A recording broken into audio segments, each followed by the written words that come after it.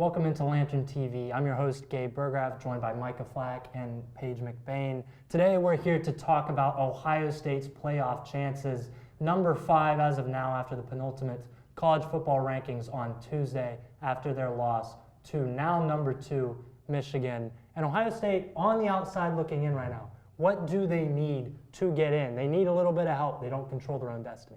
Yeah, so they have to have a couple things happen here on championship weekend. Of course, you want USC to lose, possibly to Utah on Friday night. And then, of course, you would love that TCU loses. I think the top 2, Georgia and Michigan, have probably already punched their ticket. Of course, Michigan beating Ohio State, so they're probably going to respect that rivalry and that head-to-head win.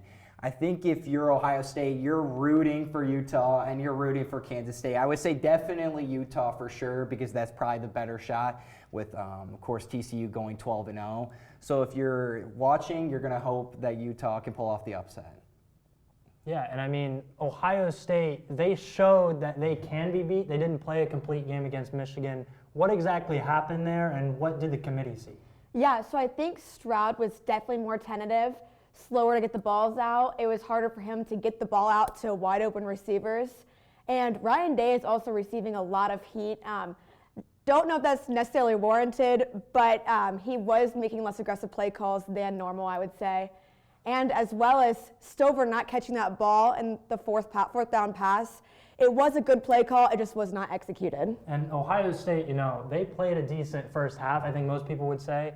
But at the end of the day, that Michigan defense wore on them, and when they had to make plays at the end of the game, that explosive offense wasn't as explosive. It's interesting to see if, they get in, they might have to play a better defense against, Georgia, or potentially play that Michigan team again. What are you looking for in, Ryan Day's play calling, and just what do you see as the matchup that would benefit Ohio State the most? I think definitely being aggressive. I know C.J. Stroud was on the field on 4th and 3, and he's like, Coach, let me go for this. In these big-time situations, you're going to have to go for it. Be a little bit of that Jim Harbaugh where he's going to go for it most of the time on 4th down. But I think your definitely key matchups are your receivers, Micah, Ibuka, Marvin Harrison Jr. You have some guys there on the outside in the slot that will get you those big play yards. And with that, USC, their conference championship game against Utah will be tonight. Tomorrow, TCU will play Kansas State. And by tomorrow night, we'll basically know if those teams are still probably going to stay in the top 4 and what Ohio State's fate will be. But the Buckeyes will learn the same as us on Sunday at noon on ESPN with the selection show for the College Football Playoff.